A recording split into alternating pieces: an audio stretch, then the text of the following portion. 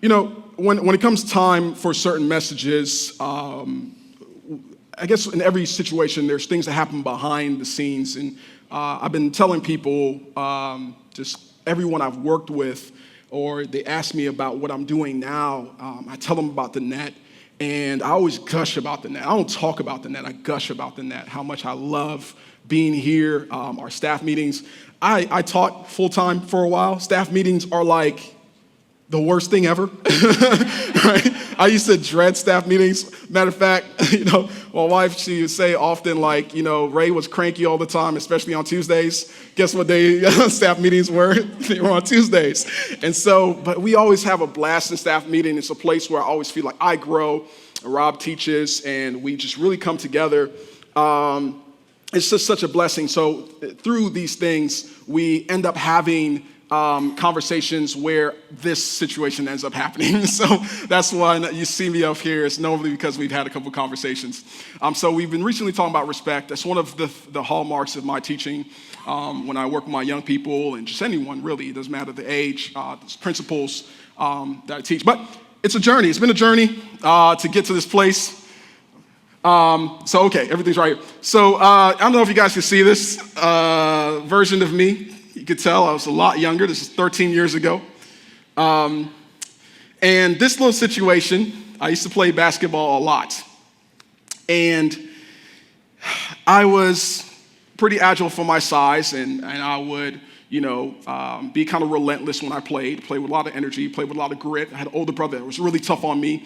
And so what would happen a lot is when I couldn't be stopped, sometimes people would go across a certain line that I felt should have been understood to try to stop me. And so this particular Sunday morning, you can see the sweat still on my face, and I was grabbed in the face and someone clawed me, nose scratched the corner of my eye. I was bleeding. And I was kind of notorious at that time at Oakwood where I would get into spats in the gym, and I had a real big problem with disrespect. And oddly enough, when you're 20 years old, or 21 years old, and you're a young man and you're on the basketball court, you happen to be around people who are disrespectful, right? And so they often will feel like, I'm that guy, you're not that guy, you're soft, and, I'm like, I'm not soft, you soft, and then we're like having a soft off, and it's a bad situation. So we have testosterone out the building, and it's just not a really good mix. And so there were several situations that would happen where I would get into it and I would be so angry. And the funny thing is, I always felt like this. I'm a pretty nice guy. I always felt like I was a pretty nice guy. I had friends. I had a lot of friends. I always, cooked, and people would come over to our apartment. We'd hang out. We'd have little parties, whatever, And so it wasn't like I was this outright disrespectful person that was just going out my way to put people down. I think I was always kind of the type of myself in some regard where I would, be friendly, be respectful. If you respect me, I'll respect you. That was my motto in that day. What I did not know, which God knew very well, is that that's not my final form, and that's not where I was supposed to be. So during these times, my mindset was a little bit off, and this word right here in Matthew 5:38-39 reminded you have heard the law that says the punishment must match the injury, an eye for an eye and a tooth for a tooth. But I say, do not resist an evil person. If someone slaps you the right cheek, offer the other cheek also. So a little bit of that is cut off. I'm not sure why, but you can see that was not something I was ready to do at that time. I did not back down. I did not deal well with being slapped on my right cheek. Just wasn't my cup of tea. And so what God started to do to prepare me to be where I am today, he started challenging me to grow. And we have a little aspect ratio situation right here, so I'll try my best to get it all here. So, can we see that? Can we? Okay. Back up. Here we go. So sorry. Okay, we'll just swing it. All right, so everlasting love and faithfulness make atonement for sin by fearing the Lord, people avoid evil. By fearing and respecting the Lord, people avoid evil. And so, on certain terms. So, what this is right here is a little bit of a journey that I had to go through to develop respect to the degree that I have today. And it was not easy at all, not even a little bit. It was actually the hardest thing I've done. And so, number one was learning to respect God. And when I think about respect, the definition that always comes back is just being able to treat something like it's supposed to be treated. Well, oddly enough, it's very close to the definition I like for love, which is treating someone the way that they deserve to be treated. And so those two things are so closely related in my mind that love and respect are synonymous. They're the same thing. If you love someone, you should respect them. If you respect someone, you should love them. Does that make sense? Right? And so as I started to recognize God's definition for love and respect, I started to gain respect for God. One of the things that helped me to gain respect for God is recognizing how much respect he had for me at my worst. Isn't that amazing? You ever stop and think about that? How much respect God actually has for us, right? And so that actually has been a pivotal structure point in my relationship with God, because it's something that just brings up appreciation. When I recognize how much he really respects me and loves me, my heart is filled with gratefulness. And so when you recognize the level to which God respects you, the level to which he treats you the way you're supposed to be treated, what you start recognizing is your value. And as you recognize your value, you start being able to respect yourself. Now, respecting yourself is when you recognize, the prodigal son story. One of the sad things about that story is when that young man was out, he wasn't actually respecting himself. If you think about what his calling was, what his birthright was, where he was supposed to be, he put himself in a situation where he was with pigs, eating slop. That's disrespect. If someone were to tell you that that's what they're going to do to you, you would have a problem with that. Yeah. However, he found himself there, put himself in that situation, and he was not respecting himself. Thankfully, he got the good sense to recognize that he deserved better. So respecting yourself is definitely something that comes from recognizing God's value for you, how important you are. And then the last one is respecting others. Now, this one is the one that's tough, right? The others are a little bit easier. I don't know if, Rob has talked about this, but in my mind, the Christian experience is kind of like the Bible makes it clear. You have this birthing process where you're like a baby, and you're getting really nurtured, and you're just, eating up all this nutrition, and God's just feeding into you, and you're just in this space where you're just like, Lord, thank you so much. You saved me, and you just feel the Spirit of God in your life, and it's just an experience that is a beautiful thing. It's very close. It's very intimate, right? Okay?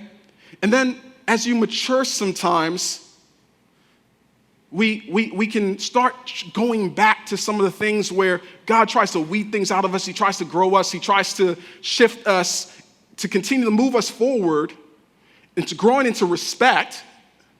But we often have a hard time letting go of the things we used to be. So initially, it's like the infatuation of the situation where it's so easy for us to be wrapped up in our experience with God that we forget that there's things we need to let go of. We forget that there's things that we need to move forward in. And so when it comes time to respect others, I was watching this guy I like to watch. He has a channel on YouTube. It's called Legal Eagle. And so he does videos about cases and different things like that. And he gives a real lawyer's perspective on movies and different things like that. It's one of those channels. And I watched a video yesterday as I was doing my research. And one of the things that I saw in this video, it was talking about neighbors, right? It's talking about neighbors. And he brought up a quote that was referenced and said that in the Bible it says, love your neighbors and your enemies. And the person who said the quote was like, maybe the Bible said that because they're usually the same person. Thought that was hilarious, okay?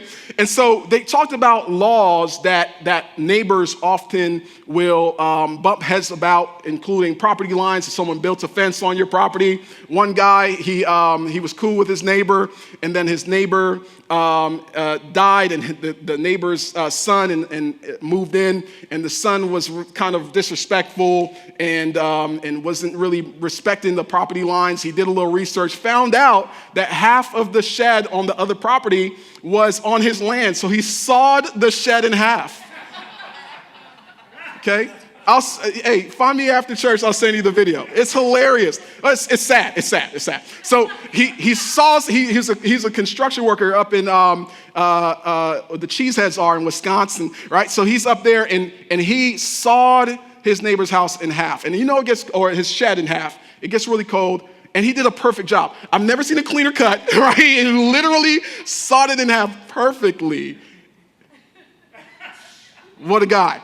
And so they talk about just the respect issue. And what normally happens is so interesting how it spirals. The neighbors will have a spat. Another person, there's a driveway easement. Never knew that. Never knew there was. I know about easements because we had a little situation where, someone extended, a bit of their driveway they were still in an easement. And so we found out about that and, no bother. But, there's been other things, other situations where people, they're at odds. And one of the first things that goes out the window is respect. Amen. And so hundreds of thousands of dollars are spent on lawyers because you don't want to move, you don't want to shift, you don't want to allow someone else to get the best of you. So respecting others is really challenging because what it's directly connected to is selflessness. All right, here we go. You guys ready? Respect is not conditional. It's quiet. It's quiet. Can I tell y'all something? Respect is not conditional. We live in a world that's really, really conditional. Isn't it? Very conditional. Our kids grow up learning conditional reasoning. If you do this, then we'll do that. And to a degree, those things aren't bad, but it's like we start getting into these ruts sometimes. Anything in excess can cause a problem, right? And sometimes we get into these ruts where we expect because we do unto others as we would like for them to do unto us, the response should be in kind. Right. And it's not. Here's the hardest thing about Christianity. It's your responsibility. The onus is on you, not on them. It's just you. Nobody else. Okay? Nobody else. Nobody. If you were the last person to be respectful on the earth and everyone is just disrespectful to the degree that is, it's still your responsibility to behave as a Christian. That's God's challenge to us. We're not called to seek out reciprocation for our acts and our respect and our love. We love because we're asked to love. All right. So, what normally will happen, and this is very normal, very, very normal. I have to catch myself sometimes when I do this, especially with my wife, right? Where it's so easy to make excuses. You ever do something wrong and you realize you start making an excuse for it before you even catch yourself, right? And what God has done, he's so kind, he shows me I'm wrong, right? and in real time, which is really cool. It's helped so much, right? So now we're doing much better because I'm wrong faster, and that's a real benefit, all right? So it's good. It's good to know that you're wrong faster because things don't get as bad. So it's been a blessing. But there's no excuses. There's no excuses. It doesn't matter. It doesn't matter how irritating that person was. It doesn't matter how disrespectful they were. There's no reasoning for stepping outside of what God has challenged you to do. Are we here today? We're good?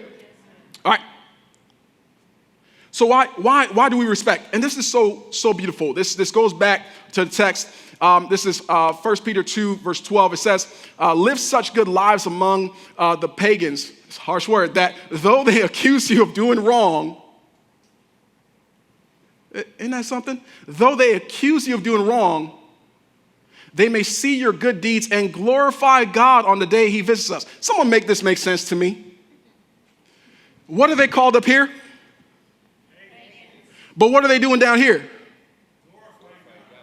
Please, somebody make that make sense. Can we make that make sense this morning? That's your responsibility.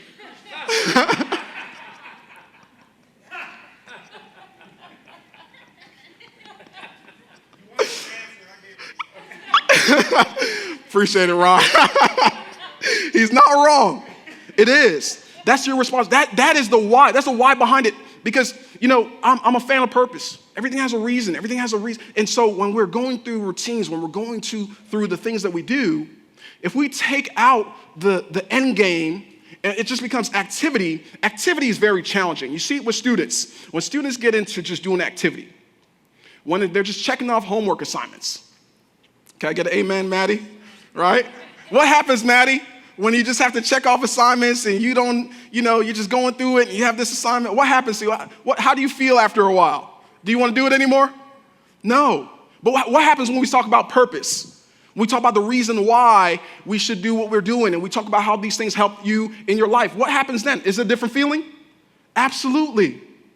Completely different feeling, because purpose is reintroduced. And so when we don't realize the reason that God stresses respect so much, then respecting is going to be a lot more challenging. So you don't know why you're doing it. But when I tell you, we've had so many testimonies, and I listen going through Compass. If you have not been through Compass, it is a remarkable experience. It is. We've heard some testimonies that are spot-on examples of how God's respect makes a difference in situations. And so as I listen, it's always just so remarkable. Relationships matter. Relationships matter. This guy's great. Last month sometime, it had to be last month. It was sometime in May. Rob recommended, we were a staff meeting, Rob recommends great books to me. So he recommended the book called Blink by Malcolm Gladwell.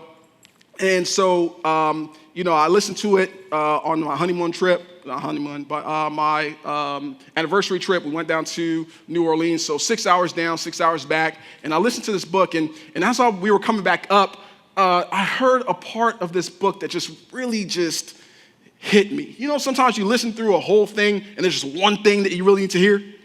And so there's a portion of the book that talks about this guy's work right here. This is John Gottman. And you guys may know of John Gottman. He's written several books. This guy's pretty interesting. He's a psychologist, professor emeritus of psychology at the University of Washington, who has worked over 4 decades on divorce prediction. Oh, what a guy, eh?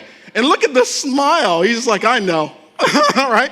I know that you're not going to make it, right? So he has that face, right? He's like, okay, all right, John, I'm going to prove you wrong. So they actually came up with this process that they were able to tell about 93% of the time if a couple would make it past 15 years.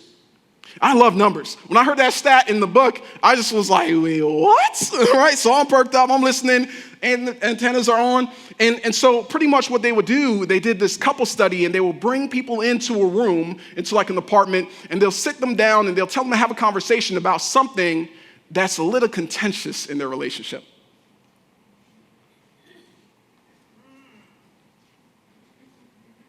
And so what would happen is as people started talking about, whatever the point of contention was, they were tracking some key things that were indicators of whether or not their relationship would work. And if these indicators showed up, 93% of the time, they were right. Isn't that crazy? Well, it's actually not crazy, but it's because it's part of design. If you told me that I have a room full of people that own cars, and we see how they take care of their cars, who does oil changes regularly, right? Who does tire rotation regularly? Who takes care of, their regularly scheduled checkup regularly? If you tell me whose car is going to be running in 10 years, is that rock? Would we be able to tell? You guys follow me? Right? So it's not actually a crazy concept. Sometimes it's crazy to us because you're like, well, how did they know? How did it get into their head? And that's the thing. These things are bigger tells than we think. And so what they recognized is these 4 things would show up. And of all of them, the worst was actually contempt. And that's really interesting because you know what contempt is the opposite of? Yeah. It is. And so sometimes it starts with criticism. And I love the definition they use on the site. And if I will pass this on to you guys. If you want to do more reading, if you want to, see a little bit more, please see me and I will share with you what I'm pulling this from. And so what happens often is it starts with criticism. So it says sometimes when you feel bad you don't know why you feel bad, you just don't feel good about what's going on. And so you start trying to figure out why things are the way that they are. And so you pay attention to everything, and it has to be someone else, right? Because I feel bad. I want to make myself feel bad, so it has to be someone else. And so we start seeing how people do things. Sometimes we track the mistakes of our partner or our children or our coworker. Really, any relationship in your life, this is not just about marriage. Friends divorce too. Amen. Right? We do. Amen. So what happens is as you start keeping track of others' issues, you build up this resume of sorts, and eventually it starts shifting to contempt. This is the moment where you think yourself above the person you're in the relationship with. You think you're above them morally, above them spiritually. And this starts to cause a major issue because the moment you think you're above someone, how do you respect them? You don't. And so this leads to a lot of other things. Now we move into defensiveness. This is another thing that happens where now we're on the ropes, right? So maybe it shows up differently. It shows up differently for different people. But this is where the excuses come in. Well, you don't know the type of week I was having. But does that matter? Not really. Wrong is wrong. The moment that wrong has been brought to us, when we're connected with the Holy Spirit, when we're living and walking in the Christian way, the moment a challenge is made clear, we are asked to lower our guard and allow the Holy Spirit to work. Because who are you really blocking? And this is where stonewalling sets in. And so now, you're doing anything not to deal with the situation. Have you ever tried to remove yourself from someone's life to make them feel it?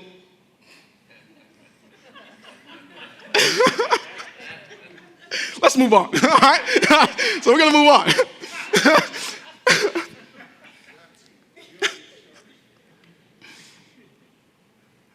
So we arrive at this point.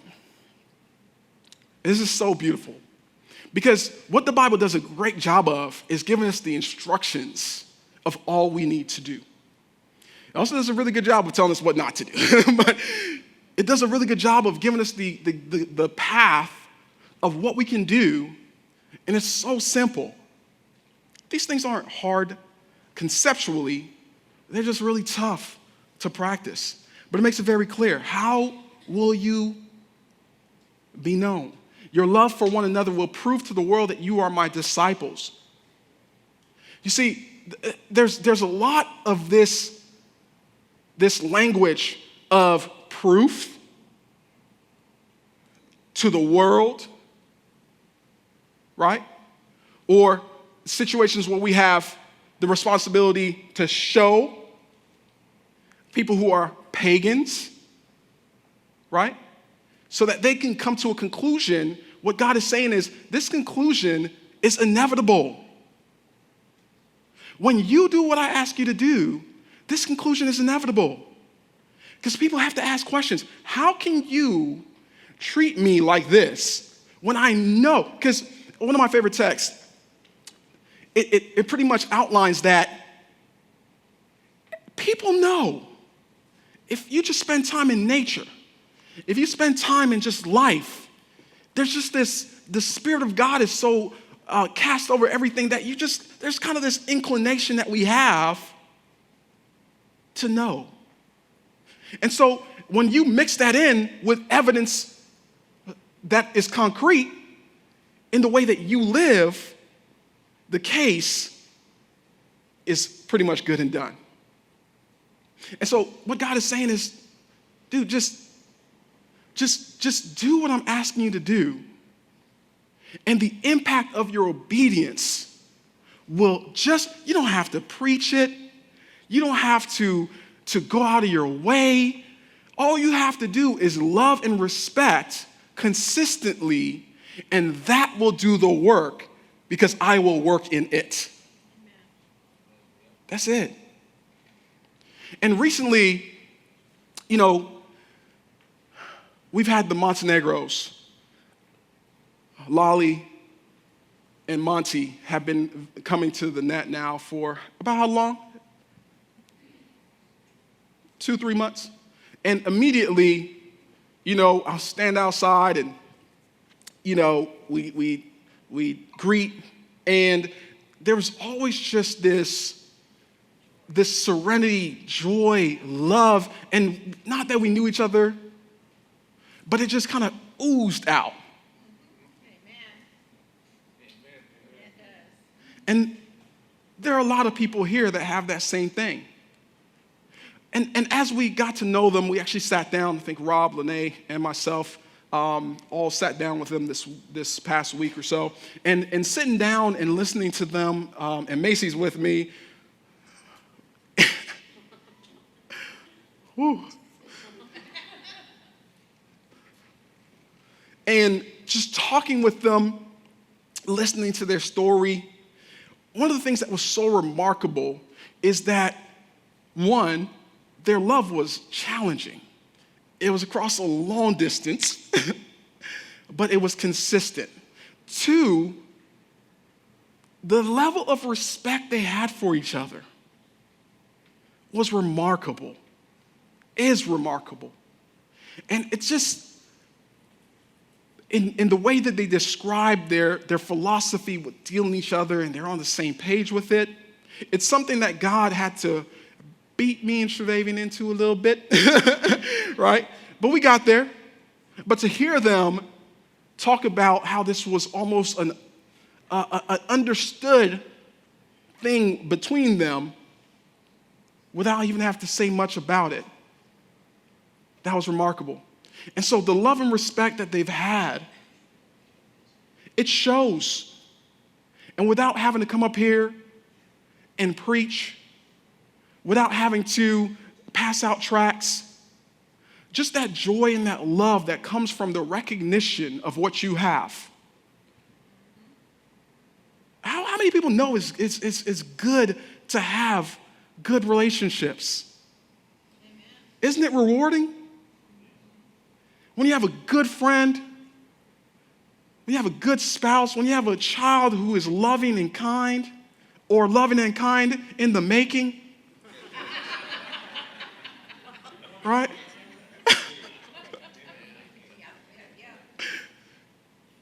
It's a beautiful thing.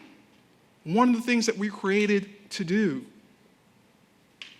God created us to relate with us, to have relationship with us, to have us as his own. And he wants that to be the image in which we live in. But it's very hard to do that when we don't show love for each other, when we don't respect each other. I always like to leave with a challenge.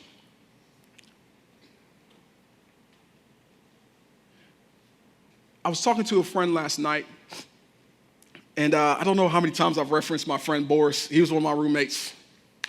and in college. And Boris is just a ginormous guy, right? He's just huge. He's bigger than I am, wider than I am. He's like barrel-chested. He's a giant of a guy. And he's also very like blunt. And so, we're all, in each other's families.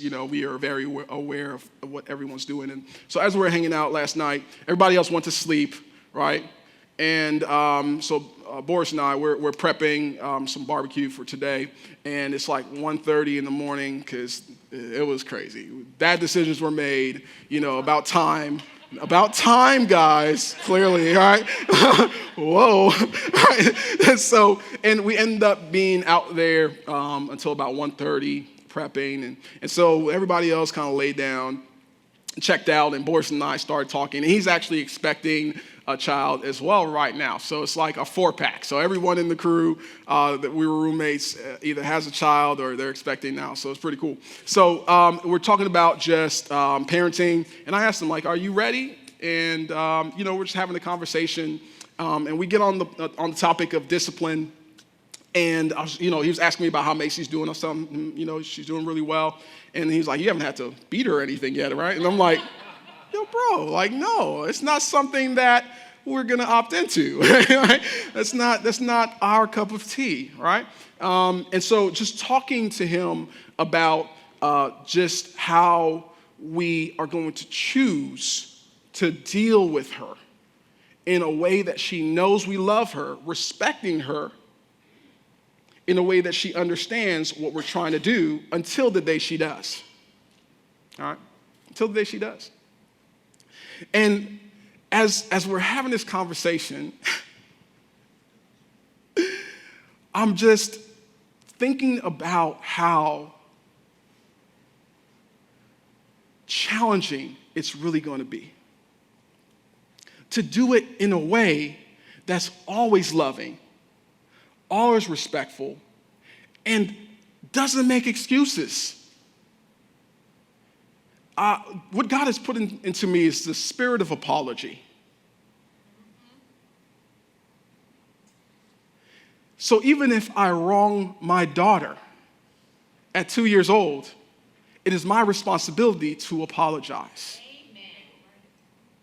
That's respect. The opposite of that is the excuse. Well, this is how I was brought up, and I'm okay. And I asked Boris, are we really, though? Are we really okay? Because I think we all need therapy. And sometimes it's very hard for us to understand that the thing that we have, although we figured it out, may not have been what we were supposed to have. There could have been more. We are due more. My challenge this morning for you is, will you receive more?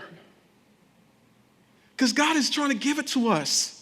He's saying, I want you to have healthier relationships. I want you to have more respect so that you can have more light in your life and you can have more witnessing power. I want to give you more. But if you don't accept this challenge, you just won't be able to have it.